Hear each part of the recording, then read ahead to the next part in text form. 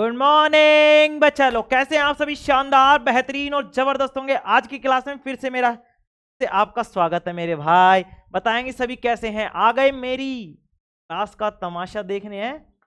कौन कहता है? वो नाना पाटेकर है। आ गए मेरी मौत के तमाशा देखने। हाँ चलो, आ गए तो तुम मेरी क्लास का तमाशा देखने हैं। चलो आ जाओ, कोई दिक्कत नहीं है। देखो मेरे भाई, आज संडे है, जैसा कि मैंने तुमसे कहा था आज हम कर रहे होंगे। देखो प्रीवियस ईयर के क्वेश्चन रहे चौथे चैप्टर के। वो चीज मेरी याद आ गई थी, बनना नहीं पाया, कोई बात नहीं, अगले संडे को उसको ले लेंगे। इस संडे हम क्या करेंगे, चैप्टर जो 5 था हमारा, इसका रिवीजन कर रहे होंगे। काफी लंबा चैप्टर है, मैं पहले भी बता रहा था। इसका 4 पार्टों में हमने डिवाइडेशन कर पढ़ाने की पढ़ाने की। ठीक है, जिसमें मैंने तुम्हें क्या क्या पढ़ा दिया। पाचन पढ़ा दिया, पाचन के बाद में मैंने श्वसन पढ़ा दिया, श्वसन के बाद में तुम्हारा संवहन परिसंचरण पढ़ा दिया। इसके बाद में जो उत्सर्जन रह रहा है उसके बारे में हम चर्चा करेंगे। लेकिन आज हम जो कर रहे होंगे मेरे भाई, आज है संडे, मतलब कि फंडे। फंडे का मतलब आज मजे ही मजे, है ना? तो अब मजे ही मजे हैं, तो इसकी बहन की मजे, तो अब अपन क्या करेंगे, मजे करेंगे। तुम करोगे मजे, मैं पढ़ाऊंगा, तुम्हें ओनली सुनना है। आज क्या करना है, सुनना है, ना कॉपी ना पेन। कॉपी तो जरूरी है, जिसमें लिखते हो तुम डेली की डेली उसको लेके बैठेंगे। और साथ साथ में जब रिवाइज करवा रहा हूँ उन चीज़ों को देखते जाएंगे। कोई चीज़ है तो उसको अंडरलाइन करेंगे, कमेंट करेंगे कि सर ये चीज़ समझ नहीं है। मैं उसके ऊपर काम करूंगा, तुम्हें बताऊंगा कि हाँ मेरे भाई इसको ऐसे याद करना है, ये चीज़ ऐसे दिक्कत करना है। क्या कोई दिक्कत इसमें बताओ किसी को? चलो, है सभी को क्लियर? अब ब्लर भी नहीं हो रहा, कोई दिक्कत वाली बात नहीं है। आज देखो हम चैप्टर शुरू कर रहे हैं। आज हमारा चैप्टर जो चल रहा था मेरे भाई, चैप्टर 5 था, इसका रिवीजन कर रहे हैं। रिवीजन में मैं तुम्हें बताऊंगा कि रिवीजन में मैं तुम्हें सारी चीजें फिर बार रिवाइज करवा रहा हूँ।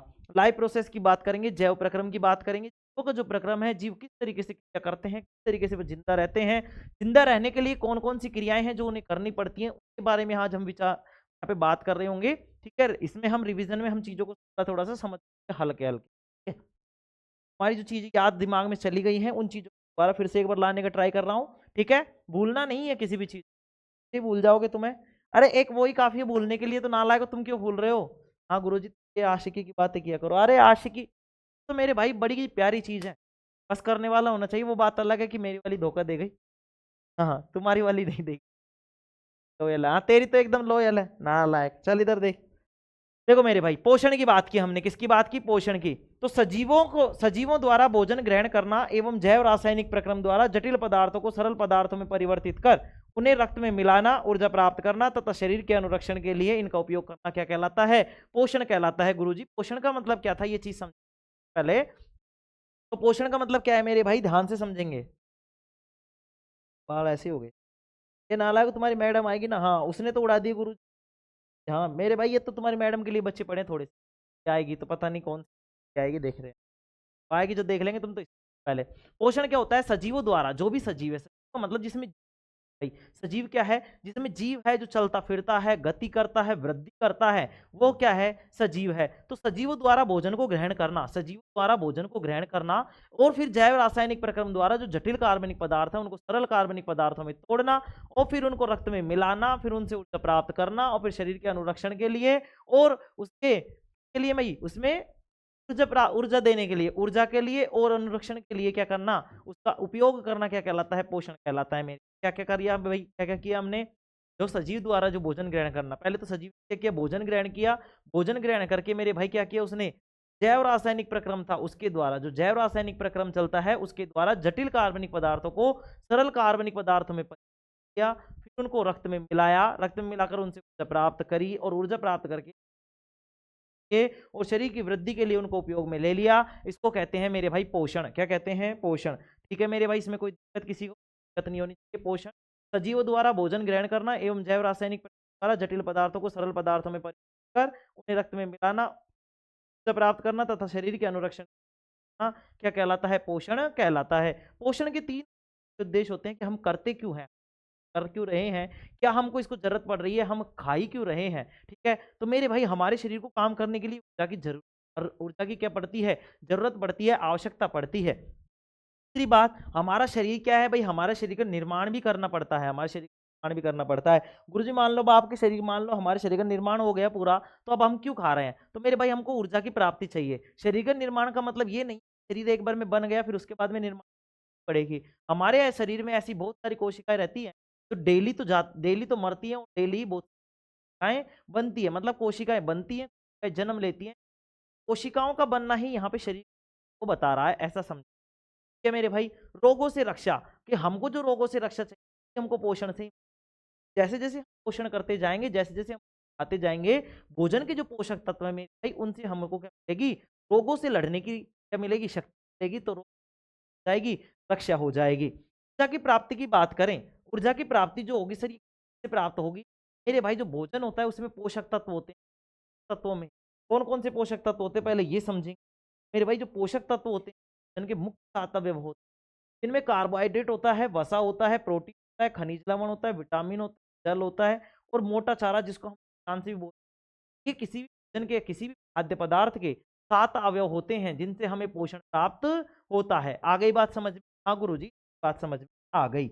अगर आ गई तो अब देखिए मेरे भाई, इन 7 अवयवों में से जो ये होता है मेरे भाई ऊर्जा की प्राप्ति, ऊर्जा की प्राप्ति कौन करवाता है, तो ध्यान से समझेंगे। ऊर्जा हमें भोजन में उपस्थित कार्बोहाइड्रेट, वसा तथा प्रोटीन से मिलती है। किस किस से मिलती है मेरे भाई, कार्बोहाइड्रेट, वसा और प्रोटीन है। दूसरी बात देखेंगे कि शरीर का निर्माण किससे होगा, तो शरीर का जो निर्माण है वो भोजन में उपस्थित प्रोटीन, जल तथा खनिज लवण से होता है। किस किस से होगा मेरे भाई, में प्रोटीन से, जल से तथा खनिज लवण से होगा। ठीक है। रोगों से रक्षा जो होगी होगी मेरे भाई, तो रोगों से जो रक्षा होती है वो कौन करते हैं, विटामिन करते हैं। क्या करते हैं, विटामिन करते हैं। ध्यान से सुनेंगे, ऊर्जा की प्राप्ति किसकी से हो रही है, कार्बोहाइड्रेट, वसा और प्रोटीन से। मुख्यतः 2 ही चीजों से होती है, कार्बोहाइड्रेट से और वसा से। ध्यान से सुनेंगे, जल्दी मात्रा में जो हमें ऊर्जा मिलती है, ऊर्जा की जल्दी मतलब जल्दी से जल्दी हमको ऊर्जा किससे मिलती है, तो कार्बोहाइड्रेट से मिलती है। और मतलब लंबे समय तक जो ऊर्जा मिलती है वो हमें किससे मिलती है, वसा से मिलती है। सर कार्बोहाइड्रेट से कैसे मेरे भाई, मैंने तुम्हें बताया था जब तुम रेस करने जाते हो, जाते हो कहीं खेलने करने जाते हो, तो खेलने वगैरह जाते हो तो क्या करता है, जो भी है वो तुम्हें पीटीआई जो सर क्या देते हैं, केला दे देते हैं।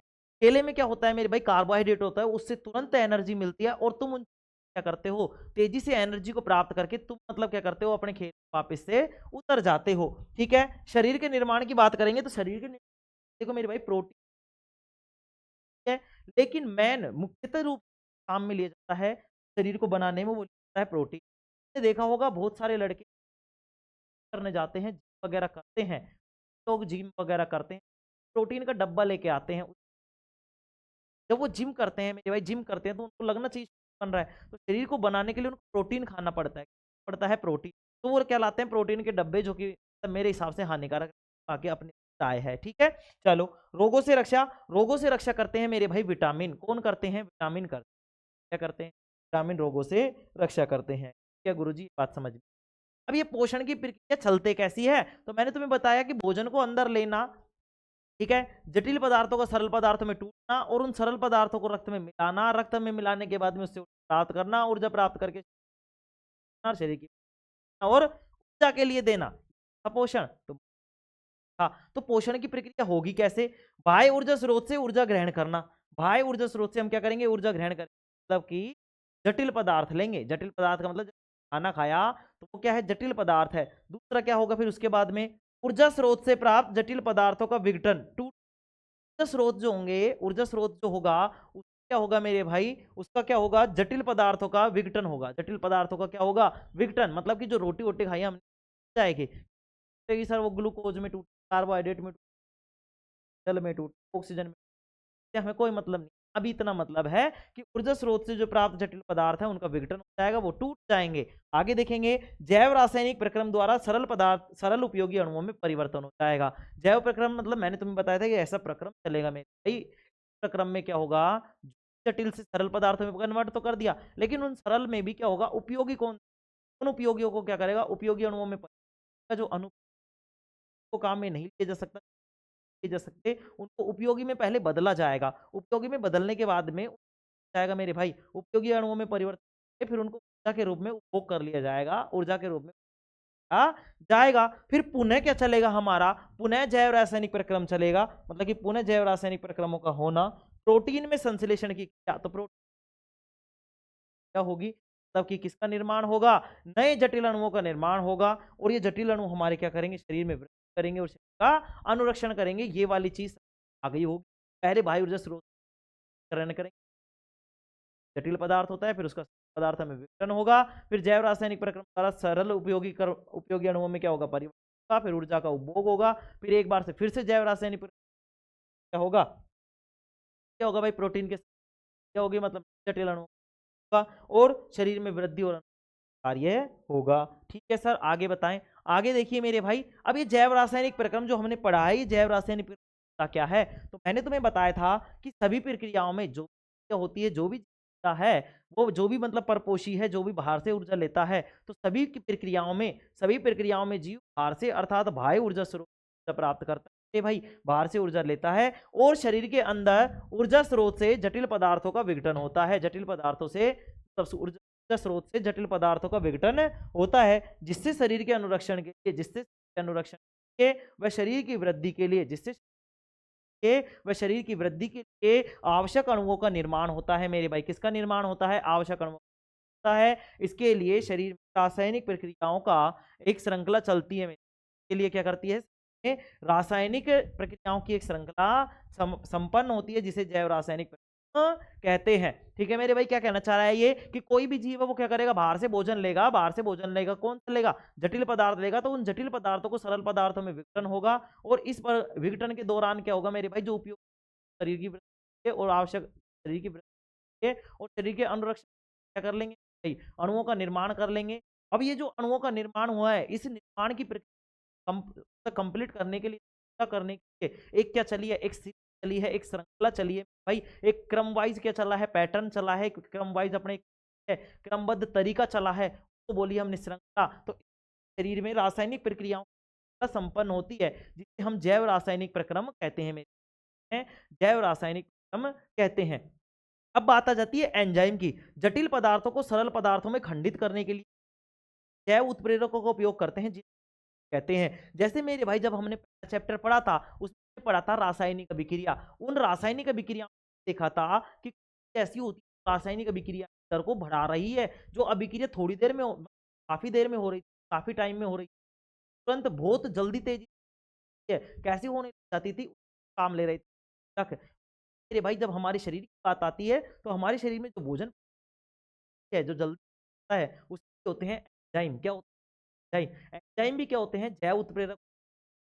एंजाइम जैव उत्प्रेरक होते हैं, तो जटिल पदार्थों को सरल पदार्थों में खंडित करने के लिए, तो जो भी जटिल पदार्थ था उसको सरल पदार्थों में तोड़ के जैव उत्प्रेरकों का उपयोग करते हैं। जैव उत्प्रेरक हमने क्या नाम दिया है, एंजाइम नाम दिया है मेरे, क्या है, एंजाइम नाम दिया है। ठीक है, यहाँ तक कोई दिक्कत नहीं। अगर देखो कुछ चीजें रह भी आपका जब तब उसमें मैं बता दूंगा चैप्टर की से मान है, मैं कुछ नहीं चैप्टर है तो उसमें बाकी इसमें मेरे भाई। चलो हाँ, पोषण के प्रकार की बात करेंगे, किसकी बात करेंगे, प्रकार की। तो पोषण जो हमारा पोषण है वो मुख्यतः दो प्रकार का होता है मेरे भाई, प्रकार का होता है, दो प्रकार का होता है। पहला होता है स्वपोषी, होता है परपोषी भाई, स्वपोषी और विषमपोषी, तो सर ये स्वपोषी, देखो स्व का मतलब होता है अपना, स्व का मतलब अपना, पोषी का मतलब जो अपना पोषण जो स्व, संपोषी का, संपोषी का मतलब जो दूसरों पे निर्भर है मेरे भाई। स्वपोषी पोषण की बात करें तो पोषण का वह तरीका जिसमें जीव अपने आसपास के वातावरण में सरल अजैव पदार्थों जैसे कि कार्बन डाइऑक्साइड, जल तथा सूर्य के प्रकाश से अपना भोजन स्वयं बना लेते हैं, स्वपोषी पोषण कहलाता है मेरे। जरूरत पड़ती है मेरे भाई सूर्य के प्रकाश की जरूरत है और कार्बन डाइऑक्साइड की पड़ती है। तो पोषण का ऐसा प्रकार जिसमें पोषण का ऐसा प्रकार जिसमें कोई भी जीव है अपने भोजन के लिए, अपने भोजन या अपने आसपास के वातावरण से कार्बन डाइऑक्साइड है, जल लेता है और सूर्य का प्रकाश लेता है, और इन है तो स्वपोषी। तो स्वपोषी में कौन आता है गुरुजी, हमारे इसमें देखो मैंने लिखवाया है उदाहरण के लिए, हरे पेड़ पौधों में प्रकाश संश्लेषण। क्या तो मेरे भाई जब प्रकाश संश्लेषण की क्रिया होती है, क्या हम बात करें पेड़ पौधों की, तो ऐसा तो है नहीं ना भाई, पेड़ पौधों को तुम खाना खिलाने जाते हो, ले भाई आज ये रोटी ले, आज ये अरबी की सब्जी, आज ये गोभी आलू की सब्जी है, ऐसा थोड़ी है, ऐसा थोड़ी ही है नहीं। तो तुम उसको भोजन कैसे देते हो, वो भोजन का अलग टाइप लेता है। जैसे जैसे कैसे सर, जैसे तुमने वो पिक्चर देखी है जादू, जादू, तो जादू वाली में क्या लेता था वो दूध, लेता था धूप, ऐसे ही हम क्या लेते हैं मेरे लेते हैं।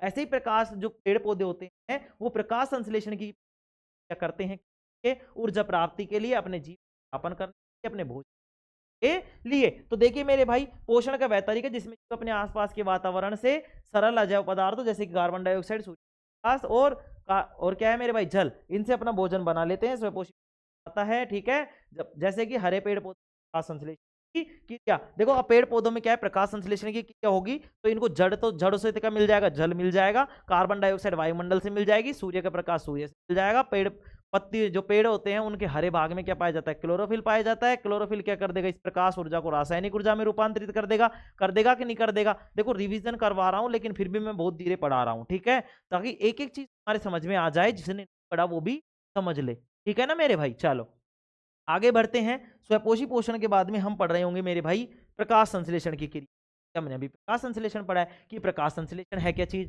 गुरुजी संश्लेषण का मतलब होता है शोषित करना, किसी को ग्रहण करना। संश्लेषण का मतलब है संश्लेषित करना, किसी चीज को पकड़ना, किसी चीज को अपने आप में डालना अंदर, ठीक है। तो प्रकाश संश्लेषण यह वह प्रक्रम है जिसमें स्वपोषी आहार से लिए गए पदार्थों को ऊर्जा के रूप में परिवर्तित करता है। ये पदार्थ कार्बन डाइऑक्साइड तथा जल के रूप में लिए जाते हैं, जो सूर्य के प्रकाश तथा क्लोरोफिल स्थिति में कार्बोहाइड्रेट में परिवर्तित जाते हैं, जो ऊर्जा प्रदान करता है, और यह प्रक्रिया प्रकाश संश्लेषण कहलाती है। तो क्या बोलेंगे मेरे भाई, यहाँ पे हम क्या बोलेंगे, यहाँ पे बोलेंगे कि प्रकाश संश्लेषण ये एक ऐसा प्रक्रम होता है जिस कोई भी स्वपोषी बाहर से लिए गए पदार्थों को ऊर्जा के रूप में क्या कर लेता है, परिवर्तित कर देता है। तो ये कैसे होता है, ध्यान से सुनेंगे कि ये जो पदार्थ होते हैं, ये पदार्थ कार्बन डाइऑक्साइड, ठीक है, ये पदार्थ कार्बन डाइऑक्साइड तथा जल के अणुओं के रूप में लिए जाते हैं। जो भोजन लेते हैं स्वपोषी जो बात कर रहे हैं हम, ये क्या क्या लेते हैं मेरे भाई, ये कार्बन डाइऑक्साइड लेते हैं और जल लेते हैं।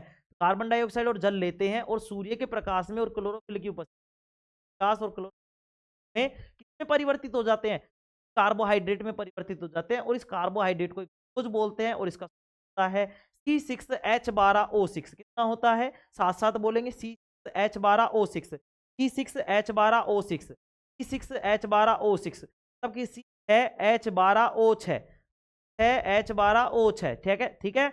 तो बोलते हैं ग्लूकोज कार्बोहाइड्रेट बोलते हैं। क्या बोलेंगे, प्रकाश संश्लेषण में यह वह प्रक्रम है जिसमें बाहर से लिए गए पदार्थों को ऊर्जा के रूप में कर देता है, और जो ये पदार्थ होते हैं वो कौन कौन से होते हैं, कार्बन डाइऑक्साइड और जल होते हैं, के प्रकाश और कार्बोहाइड्रेट में बदल दिया जाता है, और इनसे क्रिया को हम क्या कहते हैं, प्रकाश संश्लेषण कहते हैं। कोई दिक्कत इसमें किसी को, देखो मेरे भाई जो भी पेड़ है उसके पास अपना क्लोरोफिल है, क्योंकि हरे भाग में क्लोरोफिल पाया जाएगा, उसकी जड़ें जमीन में गई हुई है तो जमीन जल को अवशोषण कर रही होंगी, जाइलम उत्तक के द्वारा वो तने वने सब भाग में फैल, फ्लोएम के द्वारा जो भी जाएगा, जाइलम के द्वारा जल को वितरित जाएगा, ठीक है। जाइलम जो ऊतक है वो किसका संवहन करता है, वो जल का संवहन करता है। फ्लोएम जो ऊतक है वो किसका, भोजन का संवहन करता है, ठीक है मेरे भाई। कैसे याद रखेंगे, फ्लोएम, फै का फ्लोएम और फैसे फूड, फूड का मतलब भोजन, जैसे जाइलम जैसे जल, तो जल का अवशोषण, तो जल का संवहन, ठीक है।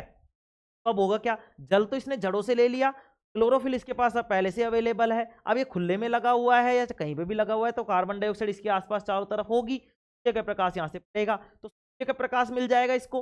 ये क्लोरोफिल में क्या होता है, क्लोरोफिल, अपने क्लोरोफिल में मैग्नीशियम होता है, ध्यान से समझे।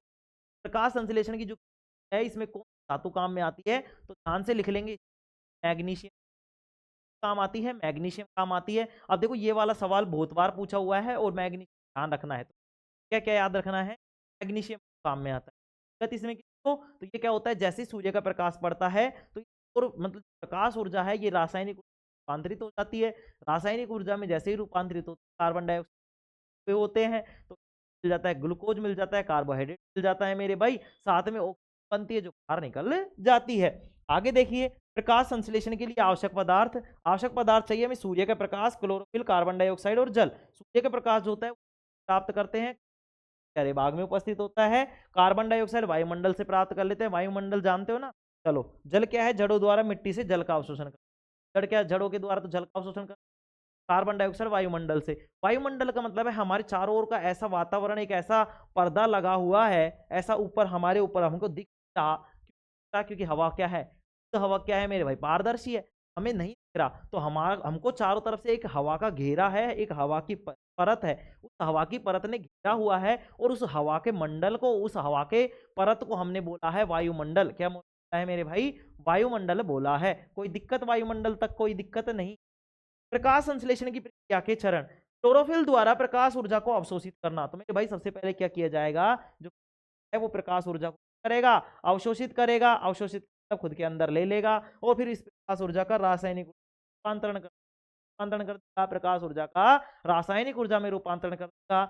जल के अणुओं का H2 व O2 में विघटन हो जाएगा। क्या हो जाएगा? जल के अणुओं का हाइड्रोजन हो जाएगा, और कार्बोहाइड्रेट मतलब कार्बन डाइऑक्साइड है उसका कार्बोहाइड्रेट में अपचयन हो जाएगा। इस चीज को याद रखनी, यहाँ पे क्या होगा? अपचयन होगा मेरे भाई। क्या होगा? अपचयन होगा, उपचयन नहीं होगा। एक एक छोटी छोटी चीज को लेकर चले, एक एक चीज को। ठीक है मेरे भाई, आगे मैं बढ़ रहा हूं, और आगे मैं दिखा रहा हूं तुम्हें पेड़ पौधों के ऊर्जा के साथ साथ। देखो मेरे भाई, ऊर्जा की तो बात कर ली हमने। क्या ये इनको ऊर्जा ऊर्जा चाहिए क्या? क्या हमको ऊर्जा ऊर्जा चाहिए क्या? क्या हमारे शरीर की वृद्धि नहीं होनी चाहिए क्या? हाँ गुरुजी, होनी चाहिए। तो मेरे भाई इनको भी चाहिए, ये पेड़ पौधे हैं, अरे हमारी भी ऊर्जा भी कहते हैं, हमको भी दे दो, का प्रोटीन जाएगी, हम भी। तो हमने कही ले भाई तू ले। तो देखो, पेड़ पौधों के ऊर्जा के साथ साथ शरीर के लिए अन्य कच्चे पदार्थों की आवश्यकता होती है। किसकी आवश्यकता होती है भाई? शरीर के पदार्थों की। कच्चे पदार्थ का ही रहे, कच्चा पेड़ रहे कि कच्चे, अरे नालायक को, कच्चे पदार्थ का मतलब है जिनसे इनको भोजन मिलता है, जिनको है, जिससे इनको वृद्धि के लिए जो ऊर्जा, वो सारी चीजें कौन कौन सी है? स्थलीय पौधे, स्थलीय मतलब है जो जमीन पर उगते हैं। स्थलीय पौधे जल के साथ अन्य कच्ची सामग्री, स्थलीय पौधे मतलब जल के साथ अन्य कच्ची सामग्री जैसे कि नाइट्रोजन, फास्फोरस, आयरन तथा मैग्नीशियम, ये क्या है? ये सारे के सारे तत्व हैं। क्या है? तत्व है। कौन कौन से? नाइट्रोजन, फास्फोरस, आयरन तथा मैग्नीशियम आदि खनिज पदार्थ मिट्टी से प्राप्त करते हैं। तो कहां से प्राप्त करते हैं? वृद्धि का सामान कहां से प्राप्त करते हैं? सर मिट्टी से प्राप्त करते हैं। तो मिट्टी खानी चाहिए? अरे तुम्हें नहीं खानी चाहिए, नाला को, पेड़ पौधों को खानी चाहिए। ठीक है, आगे देखते हैं। प्रकाश संश्लेषण की रासायनिक अभिक्रिया। तो ये देखो मेरे भाई, कार्बन डाइऑक्साइड की जरूरत पड़ी, यहाँ पे जल की जरूरत पड़ी, यहाँ सूर्य का प्रकाश, और ये क्लोरोफिल था। क्लोरोफिल की उपस्थिति में सूर्य का प्रकाश भी था मेरे भाई। ठीक है, सूर्य के ऐसे बोल सकते हैं कि क्लोरोफिल था ही, और उसको सूर्य के प्रकाश में रखा गया है, सूर्य के प्रकाश में क्लोरोफिल उपस्थिति। ठीक है, तो हमको क्या मिला? ग्लूकोज मिला, जिसको हमने कार्बोहाइड्रेट भी बोला है। इसका सूत्र एक ही होता है, C6H12O6। या तो ग्लूकोज बोल दो या कार्बोहाइड्रेट बोल दो, बात दोनों एक ही है। ठीक है, ऑक्सीजन बनेगा, और क्या बनेगा मेरे भाई? जल बनेगा। ऑक्सीजन बनेगी, और क्या बनेगी? जल बनेगी। पेड़ पौधों की पत्तियां हरे रंग की होती है मेरे भाई। कैसे रंग की होती है? हरे रंग की। तो ये होती क्यों है गुरुजी? ये हरे रंग की क्यों होती है? लाल, नीली, हरी, काली, पीली, और भी बहुत सारा रंग है, तो हरे रंग की क्यों होती है? तो इसलिए होती है मेरे भाई कि पत्तियों का हरा रंग उनमें उपस्थित क्लोरोफिल के कारण होता है। ये क्लोरोफिल क्या है गुरुजी? क्लोरोफिल क्या है मेरे भाई? एक वर्णक है। वर्णक का मतलब है एक ऐसा पदार्थ है जो पेड़ पौधों को रंग देता है। पेड़ पौधों को क्या देता है? रंग, और इसका नाम है क्लोरोफिल। क्लोरोफिल जो होता है मेरे भाई कैसे रंग का होता है? हरे रंग का होता है। क्या होता है? हरे रंग का होता है। इसलिए पेड़ पौधों की जो पत्तियां होती हैं वो कैसे रंग की होती है? हरे रंग की होती हैं। पत्तियों की कोशिकाओं में हरे रंग के बिंदु कोशिकांग होते हैं। जो पत्तियां होती है ना मेरे भाई, जो पत्तियां होती हैं उन कोशिकाओं में हरे रंग के कोशिकांग होते हैं। कोशिकांग का मतलब हल्के हल्के बिंदु कोशिकांग होते हैं, जिन्हें हम क्लोरोप्लास्ट या क्या बोलते हैं? हरित लवक बोलते हैं। क्लोरोप्लास्ट या हरित लवक बोलते हैं। और इन हरित लवकों में पाया जाता है क्लोरोफिल। क्या पाया जाता है? क्लोरोफिल। ऐसे समझो कि जो पत्ती है वो एक बैग है, और इस बैग में क्या है? हरित लवक नाम की थैलियां हैं। हरित लवक नाम की क्या है? थैलियां। और उन थैलियों में क्या भरा हुआ है? क्लोरोफिल है। क्या भरा हुआ है? क्लोरोफिल। ठीक है, तो ध्यान से समझेंगे। इसमें क्लोरोफिल होता है जो सूर्य के प्रकाश को अवशोषित कर प्रकाश ऊर्जा को रासायनिक ऊर्जा में बदल देता है। क्या कर देता है? प्रकाश ऊर्जा को रासायनिक ऊर्जा में बदल देता है। आगे देखेंगे। पेड़ पौधे जड़ के द्वारा जमीन से जल ग्रहण करते हैं। द्वारा सूर्य के प्रकाश से प्राप्त ऊर्जा इस जल को H2 व O2 के अणु में विखंडित कर देता है। पत्तियों की सतह पर सूक्ष्म छिद्र होते हैं जिन्हें रंध्र कहते हैं। इन रंध्रों द्वारा पत्तियां हवा से कार्बन डाइऑक्साइड अवशोषित है। पत्तियों में गैस का आदान प्रदान इन्हीं रंध्रों द्वारा होता है, तथा कुछ गैस की मात्रा का अवशोषण जड़, तने तथा पत्तियों की सतह द्वारा हो जाता है। ठीक है मेरे भाई, बताएंगे सभी। यहां तक कोई दिक्कत? किसी को कोई दिक्कत वाली बात नहीं है गुरुजी। देखो मेरे भाई, जो पेड़ पौधे होते हैं जो जड़ के द्वारा क्या करते हैं? जल ग्रहण करते हैं द्वारा सूर्य का प्रकाश। ठीक है, और इस ऊर्जा को हाइड्रोजन और ऑक्सीजन अणुओं में कर देते हैं। अब पत्तियों की सतह पर क्या होते हैं? बनाए हैं, इन्हें क्या कहते हैं, रंध्र कहते हैं मेरे। ये जो ये छोटा सा दिख रहा है ना, ये इतना बड़ा, ये क्या है, पूरा का पूरा एक छिद्र है। क्या है, अपन ने एक छिद्र को जूम करके देखा है, जूम का मतलब बड़ा करके देखा है, तो ये छिद्र ऐसा दिखा है, इसको बोलते हैं रंध्र। इन रंध्रों द्वारा पत्तियां हवा से कार्बन डाइऑक्साइड अवशोषित, पत्तियों पेड़ पौधों को क्या चाहिए भाई, हम क्या देते हैं, हम क्या छोड़ते हैं, कार्बन डाइऑक्साइड, और लेते क्या है, ऑक्सीजन। तो जब कार्बन डाइऑक्साइड छोड़ेंगे तो उसको कौन ग्रहण कर लेगा, पेड़ पौधे।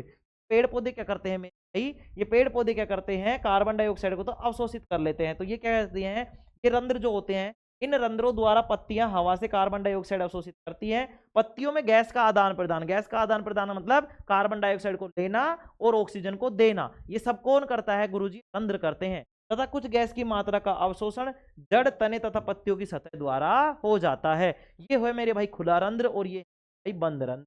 बंद रंध्र का मतलब देखो इस तरीके से हुआ है, और क्या है, यहाँ पे बंद है, ठीक है। जैसे देख रहा हूँ ये दोनों भाग चिपके पड़े हैं एक साथ, ये दोनों भाग थोड़े से खुले हुए हैं। खुले हुए का मतलब क्या है, ये खुला हुआ रंध्र है। रंध्र का मतलब होता है छोटे छोटे छेद। अब आगे बात करते हैं, पत्तियों द्वारा प्राप्त कार्बन डाइऑक्साइड जल से प्राप्त ऑक्सीजन व हाइड्रोजन के अणुओं से अभिक्रिया कर ग्लूकोज में अपचयित हो जाता है। क्या हो जाता है, ग्लूकोज में अपचयित हो जाता है। वही अभिक्रिया है, कार्बन डाइऑक्साइड और जल, यहाँ पे सूर्य का प्रकाश था, क्लोरोफिल था, और ये बना हमारे पास ग्लूकोज, ऑक्सीजन और जल के अणु।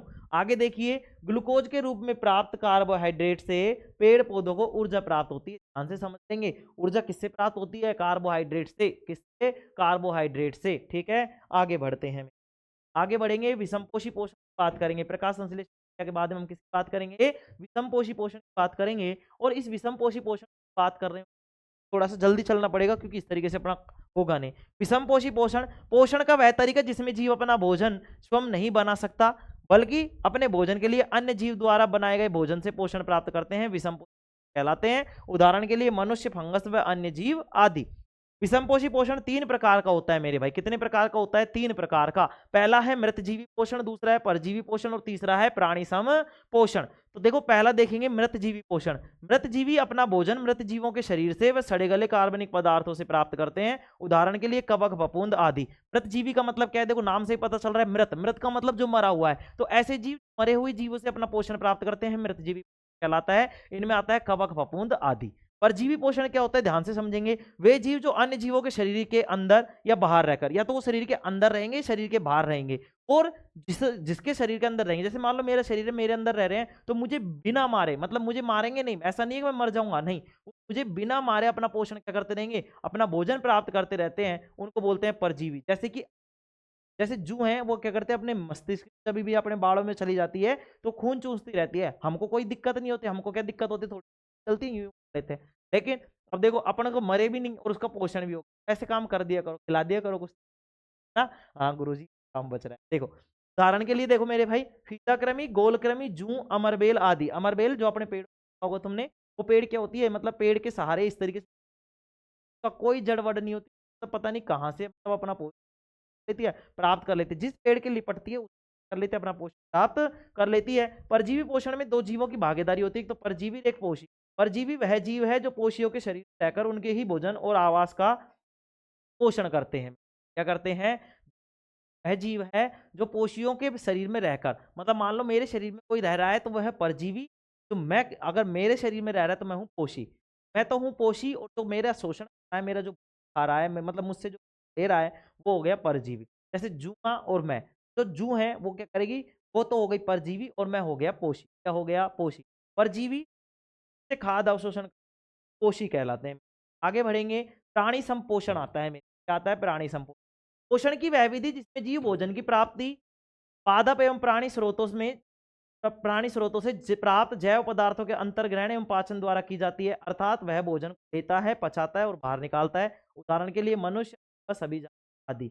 मेरे भाई इसने क्या कहा है, पोषण की वह विधि में जीव पोषण की प्राप्ति पादप एवं प्राणी स्रोतों से प्राप्त जैव पदार्थों के अंतर्ग्रहण एवं पाचन द्वारा की जाती है। ऐसी प्रक्रिया प्राणी संपोषण है, कोई भी पादप हो, चाहे कोई भी मतलब प्राणी हो, वो क्या करेगा मेरे भाई, कोई भी जीव जो है वो अपना या तो पादप होगा या प्राणी स्रोत होगा, उनसे जैव पदार्थों के अंतर्ग्रहण, मतलब जो भी जैव पदार्थ है उनको अंतर्ग्रहण करेगा, उनको पचाएगा। इस तरीके से ये प्रक्रम चलता है, ठीक है। अर्थात कहना क्या चाह रहा है ये समझेंगे, वह भोजन को लेता है, पचाता है, बाहर निकालता है। उदाहरण के लिए मनुष्य, अमीबा एवं जानवर आदि। अमीबा क्या है? अमीबा एक प्राणी संपोषी एक कोशिकीय जीव है जो प्रोटोजोआ संघ का सदस्य है। मेरे भाई ध्यान रखेंगे, प्राणी संपोषी है। पहली बात तो अमीबा कैसा है? प्राणी संपोषी। दूसरी बात एक कोशिकीय जीव है। तीसरा किस संघ का है? तो प्रोटोजोआ संघ का सदस्य है। चौथी बात, इसका आकार कैसा होता है? अनिश्चित होता है। कहाँ पाया जाता है? नदियों, झीलों, तालाबों में पाया जाता है। अमीबा में पोषण के चरण। अमीबा जो होता है मेरे भाई सबसे पहले क्या करता है? भोजन को अपने पाद या पैर की सहायता से घेर लेता है, फिर खाद्य रिक्तिका बनाता है। उस खाद्य रिक्तिका में भोजन को ले जाकर उसका क्या कर देता है? छोड़ देता है, मतलब जटिल पदार्थों का सरल पदार्थों में विघटन हो जाता है, और जो बचा हुआ पदार्थ है वो अपच जो पदार्थ है वो कोशिका करता है, और अपचित पदार्थ शरीर के बाहर निष्कासित कर दिया जाता है। आगे देखेंगे अमीबा में पोषण। अमीबा की कोशिकीय सतह, अमीबा की कोशिकीय सतह पर उंगली जैसी अस्थायी संरचना होती है। कैसी संरचना होती है मेरे भाई? उंगली जैसी अस्थायी संरचना होती है, जिसे कूटपाद या पादप कहते हैं। अमीबा इन कूटपादों की सहायता से भोजन लेता है, जो संगलित होकर मतलब गल जाते हैं, गलकर क्या करते हैं? खाद्य रिक्तिका बनाते हैं। इस खाद्य रिक्तिका में जटिल पदार्थों का सरल पदार्थों में जाता है, और कोशिका द्रव में विस्तृत हो जाते हैं। जो पदार्थ अपचित होता है वह कोशिका की सतह की ओर गति करता है और शरीर से बाहर निकाल दिया जाता है। इसने क्या कहा है मेरे भाई? देखो सबसे पहले कि ये अमीबा है। अमीबा क्या करेगा मेरे भाई? इसकी संरचना कैसी होती है? अस्थायी होती है। ये उंगलीनुमा संरचना बनाता है। इस तरीके से ये उंगलीनुमा संरचना बनाता है, इस तरीके से उंगलीनुमा संरचना बताई। खाद्य रिक्तिका को पकड़ा, इस तरीके से ये खाद्य रिक्तिका बनी है। ये क्या बनी है मेरे भाई? ये खाद्य रिक्तिका बनी है। खाद्य रिक्तिका का मतलब खाली जगह है। इसमें यहाँ पे क्या होगा? जो भोजन आया था वो टूटेगा, टूट के मेरे भाई इसमें से ऊर्जा निकलेगी। जो अपचित भोजन होगा वो त्वचा के बाहर इस तरीके से बाहर निकाल दिया जाएगा। ठीक है, आगे देखते हैं। मानव में पोषण की बात करते हैं। अमीबा में पोषण की बात हो गई, तो अब हम देखेंगे मानव में पोषण। मानव में पोषण भोजन के पाचन से प्राप्त होता है मेरे भाई। मानव में भोजन का पाचन आहार नाल में होता है। कहाँ होता है? आहार नाल में होता है। आहार नाल मुंह से गुदा तक फैली हुई एक लंबी नली होती है। इस आहार नाल में भोजन का पाचन विभिन्न चरणों में होता है मेरे भाई, जिससे मनुष्य को पोषण प्राप्त होता है। पाचन के विभिन्न चरण कौन कौन से? ध्यान से समझेंगे। अंतर्ग्रहण है, पाचन है, अवशोषण है, स्वांगीकरण है, और बहिक्षेपण है। बहिक्षेपण का मतलब है उत्सर्जनी। है, तो ध्यान से देखेंगे। अंतर्ग्रहण मतलब भोजन को मुंह में लेना क्या कहलाता है? अंतर्ग्रहण कहलाता है। क्या कहलाता है मेरे भाई? अंतर्ग्रहण कहलाता है। दूसरा आता है पाचन, मतलब कि भोजन का पाचन करना। अवशोषण क्या है मेरे भाई? पचे हुए भोजन का आवश्यक पोषक में रूपांतरण और उनका अवशोषण होना। स्वांगीकरण अवशोषण से प्राप्त आवश्यक तत्व कोशिका तक पहुंचा, अवशोषण से प्राप्त आवश्यक तत्व कोशिका तक पहुंचाना और उनका कोशिकीय श्वसन के उपभोग करना। वही क्षेपण क्या है मेरे भाई? आवश्यक तत्वों के अवशोषण के शेष बचे अपशिष्ट का शरीर से बाहर निकालना। ठीक है मेरे भाई, मतलब कि बात की। ठीक है, मतलब कि खाना है, पचाना है, बाहर निकालना है, तो भी उपयोगी अणु के रूप में काम में ले लेना है। बताओ कोई दिक्कत इसमें? कोई दिक्कत नहीं है। आगे बढ़ते हैं मेरे भाई। पाचन, पाचन है क्या चीज? तो ध्यान से समझिए। पाचन कैसी प्रक्रिया है? भौतिक प्रक्रिया है, रासायनिक प्रक्रिया है? तो ध्यान से समझ लेंगे। जो पाचन है वो एक भौतिक रासायनिक प्रक्रिया है, मतलब कि और रासायनिक भी है, जिसमें जटिल कार्बनिक यौगिकों को सरल कार्बनिक पदार्थों में तोड़ा जाता है। पाचन कहलाता है मेरे भाई। इसमें क्या किया जाता है? जो जटिल पदार्थ होंगे उनको सरल पदार्थों में तोड़ दिया जाएगा। इसको हम कहते हैं पाचन। पाचन का मुख्य कार्य भोजन से पोषण प्राप्त करना है। भोजन में उपस्थित जल, विटामिन व खनिज लवणों का पाचन नहीं होता। देखो ध्यान से समझ लेंगे। मनुष्य पाचन का जो मुख्य कार्य है भोजन से पोषण प्राप्त करना है। भोजन में उपस्थित जल व विटामिन, देखो ध्यान से समझेंगे इस चीज को एक बार मेरे भाई। भोजन में उपस्थित जल, विटामिन व खनिज लवणों का, किस किस का? जल का, विटामिन का और खनिज लवणों का, इनका पाचन नहीं होता। क्यों? क्योंकि पाचन क्या है भाई? जटिल पदार्थों को सरल पदार्थों में विघटन। तो गुरुजी ये है ना जल, खनिज लवण और ये मतलब विटामिन, ये तो पहले से ही क्या है? ये तो सरल पदार्थ हैं। इनका क्या तोड़ेंगे? ये क्या टूटेंगे? आगे जाके नहीं टूटेंगे गुरुजी, इनका पाचन नहीं होगा, क्योंकि ये पहले से ही सरल पदार्थ में विघटित होते हैं तथा भोजन में उपस्थित कार्बोहाइड्रेट, वसा व प्रोटीन का ही पाचन होता है। तो किस किस का पाचन होता है? कार्बोहाइड्रेट का होता है, वसा का होता है और प्रोटीन का होता है। कोई दिक्कत इसमें किसी को? कोई दिक्कत नहीं होनी चाहिए। आगे देखते हैं। मुख गुहा, मुख गुहा की बात करेंगे। ग्रसिका या ग्रास नली, सबसे पहले मुख गुहा में जाएगा भोजन।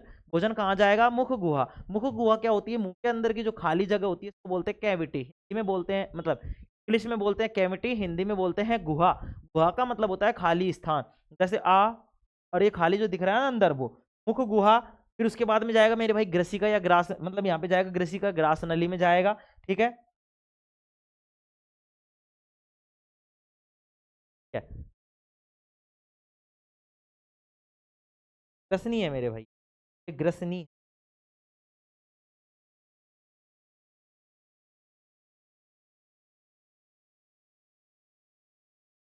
ग्रसनी है।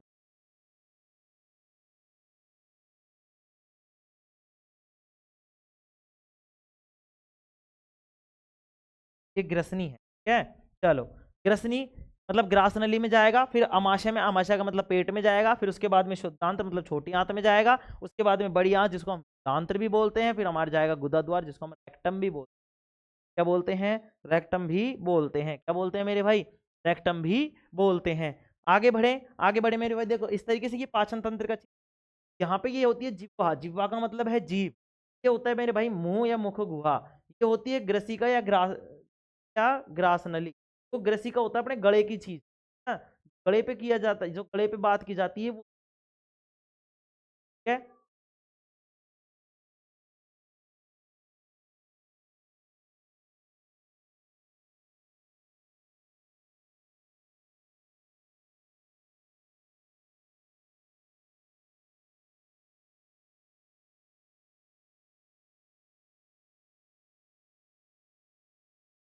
ग्रसिका ही कर लो थोड़ा सा, एक बार इसका कंफ्यूज चल रहा है मेरे, क्या बोलते हैं इसको यहाँ पे, क्या बोलते थे?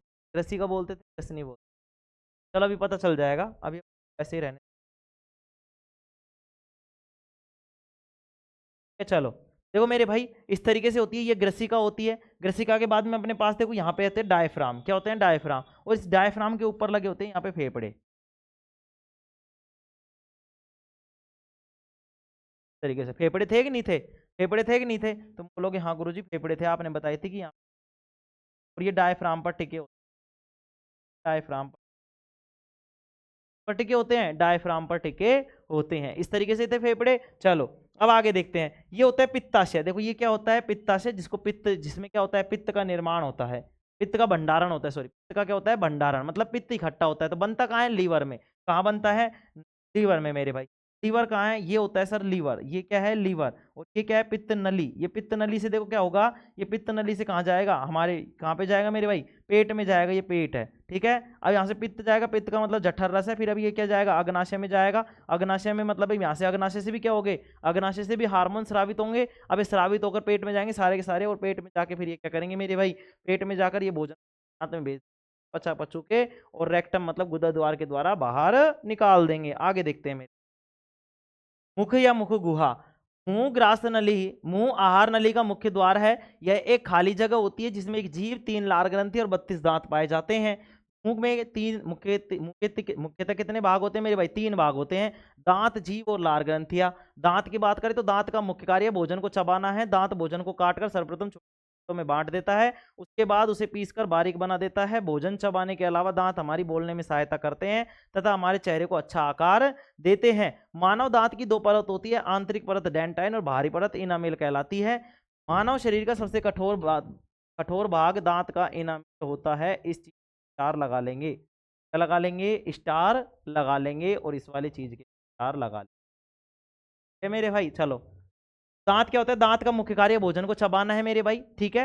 भोजन को चबाना है, किसी और को खाने का नहीं है, मैं पहले बता रहा हूँ, किसी के ऐसे चलते रही है। चलो, तो दांत का मुख्य कार्य भोजन को चबाना है। दांत भोजन को काटकर सर्वप्रथम छोटे छोटे टुकड़ों में बांट देता है मेरे भाई, उसके बाद में उनको पीसकर बारीक बना देता है। भोजन चबाने के अलावा दांत क्या करते हैं? हमारी बोलने में सहायता करते हैं, हमारे चेहरे को अच्छा आकार देते हैं। मेरा तो खराब है, कोई बात नहीं है। आगे देखेंगे, मानव दांत की परत 2, मतलब मानव दांत की जो होती है वो 2 परत होती है। पहली को आंतरिक जो भाग होता है उसको डेंटाइन कहते हैं, बाहरी भाग को इनामेल कहते हैं। इनामेल क्या होता है? हमारे शरीर का सबसे भाग होता है दांत का, ठीक है। दांत के प्रकार, दांत 4 प्रकार के होते हैं मेरे भाई। एक को बोलते हैं इंसिसर, कैनाइन, प्रीमोलर और मोलर। इंग्लिश में बोलते हैं इंसिसर, कैनाइन, प्रीमोलर और मोलर, मतलब कि कृतनक, रदनक, अग्रचवर्णक और चवर्णक। तो कृतनक की बात कर ले, कृतनक का नाम ऐसे ही पता चल रहा है, कृतनक का मतलब है काटना। कृतनक का मतलब है काटना, तो ये भोजन को काटने का कार्य करते हैं। होती है 8, कितनी होती है? 8 होती है, ये 8। दूसरा देखेंगे रदनक, ये दांत भोजन को चीरने फाड़ने का कार्य करते हैं। इनकी संख्या होती है 4। क्या होती है? 4। अग्रचवर्ण का मतलब है ये दांत भोजन को चबाने का कार्य करते हैं। वयस्क मानव में इनकी संख्या होती है 8। कितनी है? 8। देखो 8 4 8, 8 4 8, और 8 और 4 12, 8 4 8 12, 8 4 8 12, 8 4 8 12। ऐसे याद लें, कृतनक, रदनक, अग्रचवर्णक और चवर्णक। देखो अग्रचवर्णक में देखेंगे, ये दांत भोजन को चबाने का कार्य करते हैं। वयस्क मानव में इनकी 8 होती है। चवर्णक की बात करें तो इन दांतों का कार्य भी भोजन को चबाना ही है। बच्चों में अंतिम चवर्णक नहीं पाए जाते हैं, मतलब कि जो जाते, ठीक है। वयस्क मानव में इनकी संख्या कितनी होती है भाई? 12 होती है, ठीक है, 12 होती है, ठीक है। चलो आगे बढ़े, आगे बढ़ेंगे। इसके बाद में पढ़ेंगे हम क्या? लार ग्रंथि। क्या पढ़ेंगे मेरे भाई? लार ग्रंथि पढ़ेंगे। तो लार ग्रंथि क्या होती है? लार ग्रंथि एक प्रकार की ग्रंथि है। क्या है? ग्रंथि। ग्रंथि का मतलब होता है छोटे छोटे पुड़िया या छोटे छोटे पैकेट। किसके सर? हार्मोन्स के होते हैं। उसमें हार्मोन्स हो सकते हैं, एंजाइम हो सकते हैं, हो सकते हैं। आगे देखेंगे लार ग्रंथि। लार ग्रंथि एक प्रकार की ग्रंथि है जो मुंह में पाई जाती है। लार ग्रंथि से एक प्रकार का रस निकलता है जिसे लाला रस या लार कहते हैं। मेरे क्या कहते हैं? लाला रस या लार कहते हैं। लार में क्या क्या पाया जाता है? लाड़ा टमाटर सा। लाड़ा टमाटर सा। तो लाड़ा टमाटर सा मतलब ला से लाइसोजाइम, लाइसोजाइम, डा से डाइस्टेज, टे से टाइलिन और मैं से म्यूलिन। ये क्या पाए जाते हैं? एंजाइम पाए जाते हैं ग्रंथि से। जो भी हमारे लार ग्रंथि है इनसे एंजाइम निकलते हैं। कौन कौन निकलते हैं? 4 प्रकार के निकलते हैं गुरु। कौन कौन से? लाइसोजाइम, डाइस्टेज, टाइलिन और म्यूलिन। ठीक है। लाइसोजाइम एंजाइम की बात करें तो लाइसोजाइम क्या करता है? लाइसोजाइम क्या करेगा मेरे भाई? कीटाणुओं को मारता है। डाइस्टेज व टाइलिन क्या करेंगे? स्टोर बचाकर कार्बोहाइड्रेट में परिवर्तित कर देते हैं। म्यूलिन क्या करता है? भोजन को लसलसा बनाता है जिससे भोजन को निगलने में आसानी हो जाती है। जीभ का कार्य देखेंगे। जीभ एक मांसपेशी है जो घरों में लड़ाई करवा देती है, लोगों को मरवा देती है। इस को चलते रोक लिया जाए तो लड़ाई रुक जाएंगी और आपस में लड़ाई झगड़े खत्म हो जाएंगे। लेकिन ये जीभ एक मांस का टुकड़ा है, ध्यान से समझेंगे। जीभ एक मांसपेशी है मेरे भाई। क्या है? एक मांसपेशी है जो भोजन को चलाने और उसमें लार मिलाने का कार्य करती है। क्या करती है? भोजन को भोजन को चलाने और उसमें लार मिलाने का कार्य करती है। इससे हंसी आ गई भाई मुझे। क्या ये है? भोजन को चलाने की बात कर रहा है। अरे इससे तो चल रही है, जीभ से तो ना। तो देखो, तो भोजन को चलाने तथा उसमें लार मिलाने का कार्य करती है। भोजन को चबाने के बाद जीभ भोजन को अंदर और अंदर की तरफ धकेल देती है। जीभ पर कई स्वाद ग्रंथि होती है जो हमें भोजन के स्वाद का पता लगाती है। इन्हीं की सहायता से हम भोजन के स्वाद का पता चलता है। जीभ हमारी बोलने में भी सहायता करती है। इस तरीके से तुम देखोगे जो पीला कलर है वो हमें कड़वी चीज स्वाद बताता है। ठीक है। जो ये लाल वाला है वो किसी काम का नहीं है। आगे 3 कलर की मतलब हल्की पिंक टाइप में, पता नहीं कैसी है, ये मीठे का बताती है। और जो हरे वाला नीला वाला है वो नमक वाले को बताती है। हरा वाला जो होता है वो खट्टे को बताती है। कैसे याद रखेंगे? कैसे याद रखेंगे? देखो, सबसे ऊपर जो होता है वो होता है कड़वा, और कड़वे के बाद में आता है मीठा, और मीठे के बाद में आता है खट्टा, और खट्टे के बाद में आता है नमकीन। पहले पहले तो कैसे करेंगे? देखो, पहले नीचे याद रख लेंगे, ऊपर याद रख लेंगे। तो पहले ऊपर याद रख लो कड़वा, फिर उसके बाद में तुरंत नीचे क्या आ जाएगा? कड़वे के बाद में क्या आ जाएगा? मीठा। फिर ऊपर जाएंगे वापस, क्या आ जाएगा? खट्टा। देखो भाई, कड़वा, मीठा, खट्टा, और क्या आ जाएगा? नमकीन, मतलब कि साल्टी। ठीक है। बताओ, कोई दिक्कत इसमें? कोई दिक्कत नहीं है। आगे बढ़ते हैं मेरे भाई। आगे देखेंगे अब। आगे देखेंगे ग्रसिका या ग्रास नली। ग्रसिका एक लंबी नली होती है जो मुख को अमाशय से जोड़ती है। मुख से भोजन ग्रसिका द्वारा अमाशय में पहुंचता है। ग्रसिका में भोजन का पाचन नहीं होता।